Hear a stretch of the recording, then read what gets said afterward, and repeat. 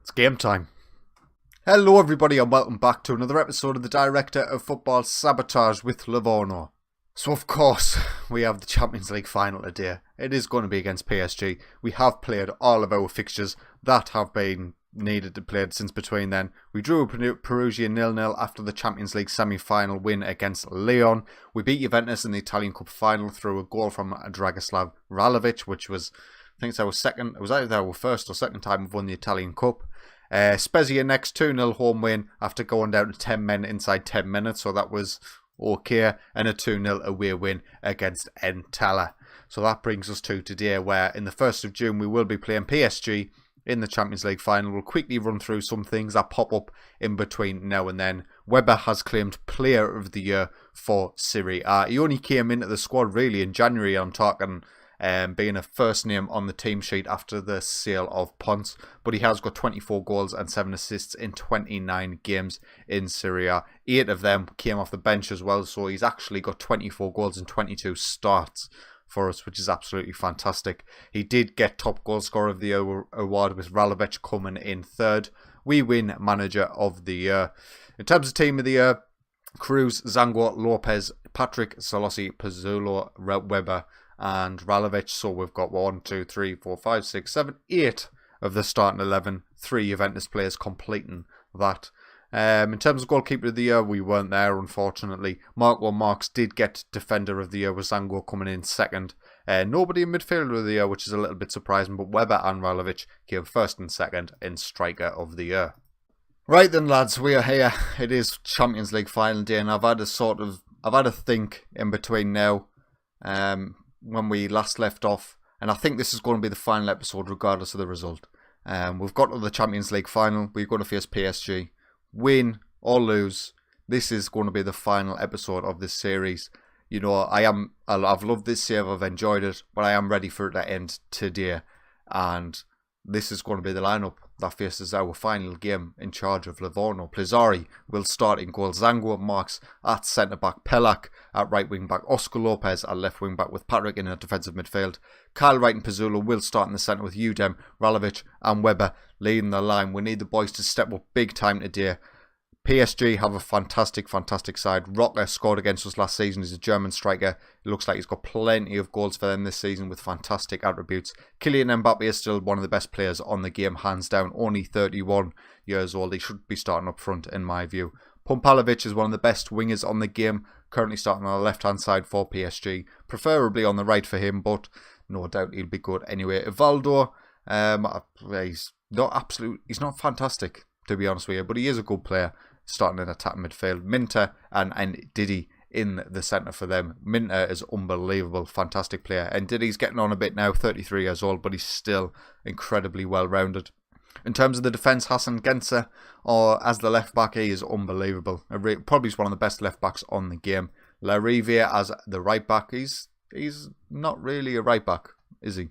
He's a bit like Pelak for us in the terms that he shouldn't really be starting at right back, but we might look to exploit that. Carlos Eduardo and Kimpembe in the centre. Carlos Eduardo, he's an alright centre-half. He's not an unbelievable one. Kimpembe, he's lost his pace a little bit. Acceleration 10, pace 12. 34 years old now with Donnarumma in goal at 31. But in terms of our lineup, Plizzari in goal, Zango marks the centre-back, Pelak and Oscar Lopez as wing-backs with Patrick at defensive midfield. Pizzulo and Kyle Wright in the centre, Udem, Weber and Ralovic leading the line. Let's get into this match. Let's end this series on a high. I don't want to be devastated at the end of this match. Ideally not. So we kick off against PSG, shooting from right to left. Champions League final. Our one and only shot to win the Champions League. We're 5 minutes in. Nothing a lot is happening. That's fine by me. I'm imagining PSG, they're not having much of the ball actually, but they are creating more of the opportunities. I have set our wing backs to be a little bit more defensive.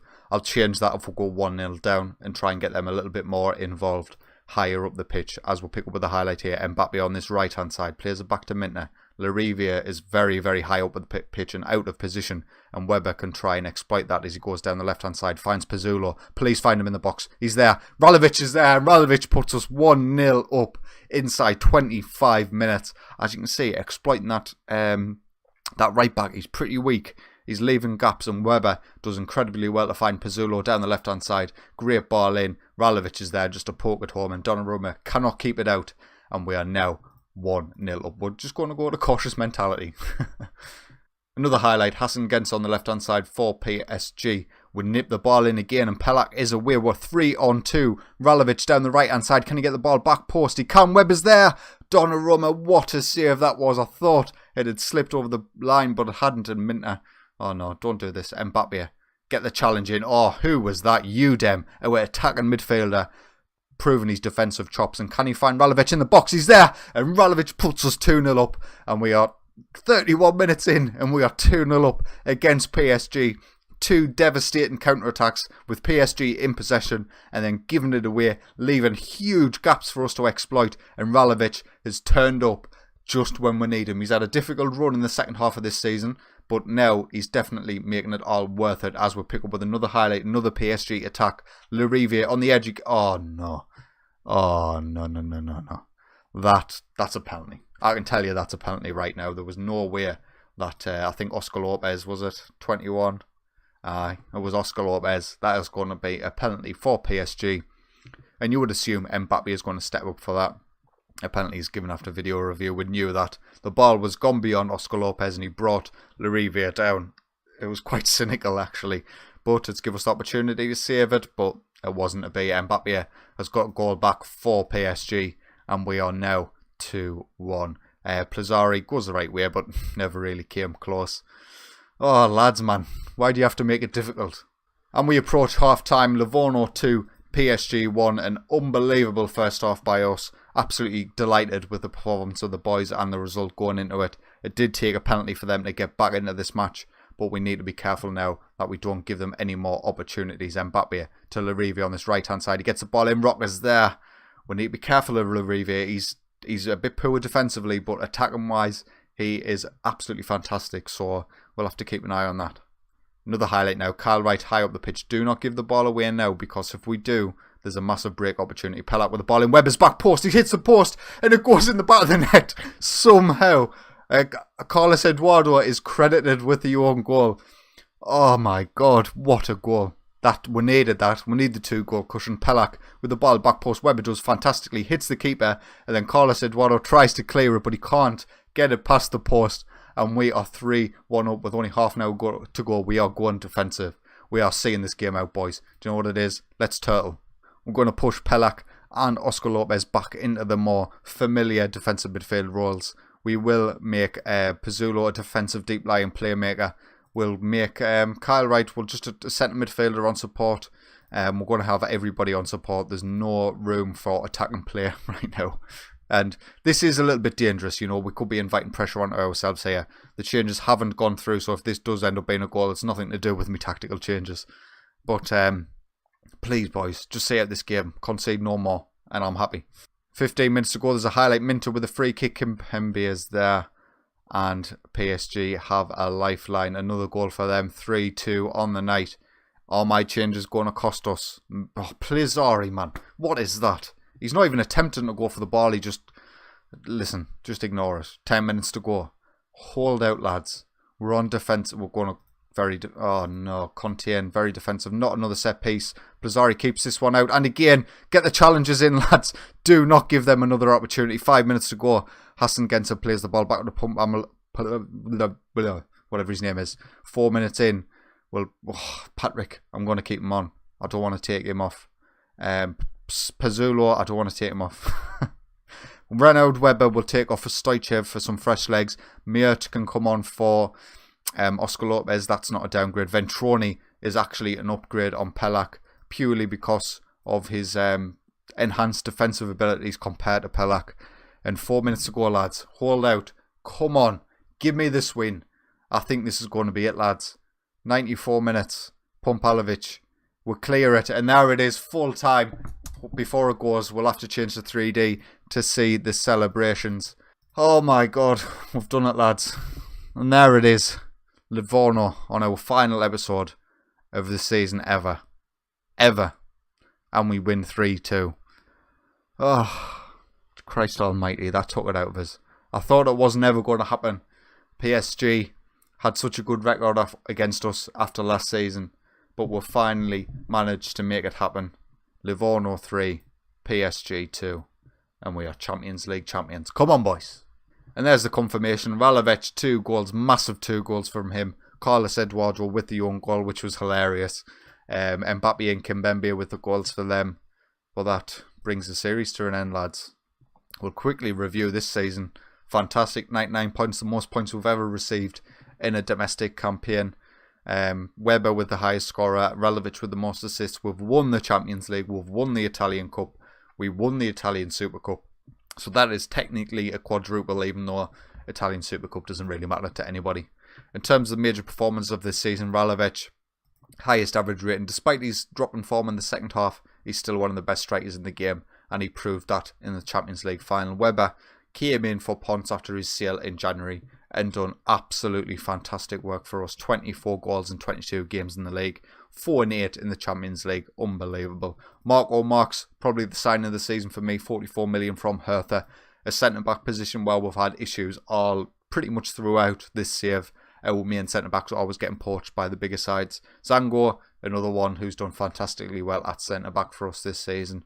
Pizzulo, centre midfield, done fantastic. He is classed as a world-class midfielder. We signed him for a lot of money, 58 million last season, and he's done fantastic for us ever since. Solossi, another one, cheap centre midfielder we bought for 1.4 million. He's proved his worth multiple times over. Kyle Wright, Scottish centre midfielder. He was the reason we've won the Champions League after pulling us through against Athletic Bilbao in the first knockout round. Ventroni, fantastic right wing back. He's done enough to justify himself. Had a pretty poor season compared to last season, but Pelak did come in the second half of the season, sort of take his spot a little bit. Patrick, best defensive midfielder in the game, pure and simple, I think. He's only 21 years old, signed for 46 million. He will continue to improve. Whether that's at Livorno or not remains to be seen. Oscar Lopez at left back did his job. We signed him for a lot of money. We put a lot of faith in him, and he's done his job. Let's just leave it like that. Udem, another one who didn't really perform as well as I would have hoped, but at £42 million, probably another couple of seasons before you see the best out of him. Stanimir Stoichev is the future of Livorno, and I hope he stays there, regardless of which manager takes over. And the final one we'll talk about is Lucas Belangiuoli. We got him in our very first youth intake, and he's been at the club ever since, and he is listed as a club legend. Here we are. He's the list of the legends. Belangiuoli, Ponce and Sam Williams listed as legends of the club. Ponce, of course, left the club to join Man City in the January transfer window, but Belangiuoli and me is still there. In terms of icons, is there anyone here who currently plays for the club? There isn't. None of our current players are currently in there. Favourite personnel, Altener, Ralovic, Moise Vlad-Paul, who of course joined Liverpool, who's now at Sevilla on loan. One of our centre-backs who we talked about who was constantly getting sold. Zango, Marco Marx, Kyle Wright, Renaud Weber, and Andrea Gasparo, who's still... No, he's retired. He's not playing anymore. Albertazzi, is he still playing? No, he's not. He's retired as well. But there we are, boys. We've won the Champions League with Livorno. I feel a little bit deflated in the way we're leaving them financially. They're not in the best spot, let's put it that way, in terms of sponsorships and attendance revenue and all that stuff. It's not really in place right now. They never gave us an affiliate club to boost our commercial revenue from overseas markets, so that might come back to bite them in the future. But I am leaving them with £100 million balance before all the monies and sort of stuff is settled and come in. They've got a £50 million budget with a squad full of young, sellable talent that would keep the club afloat for years to come, and hopefully they can build from that in the future. In terms of this save going forward, there'll probably be 2 more episodes. 5 years in the future, then another 5 years, so 10 years in total over the course of 2 episodes, and we'll see how they go year on year in the league and the European competition.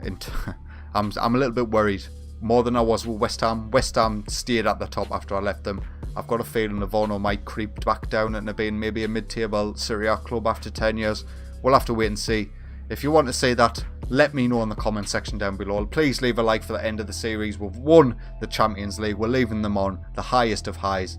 And in terms of the new series, I didn't really know. We'll just see what comes. So if you have enjoyed this series, consider leaving a like, getting subscribed for future updates from the channel. Things are a little bit topsy-turvy in terms of my personal life with work and stuff, so how regular the episodes will be going forward, I'm not too sure. We'll just have to wait and see. But this is the end. Thanks for watching. I'll see you later. Oh, and take it easy.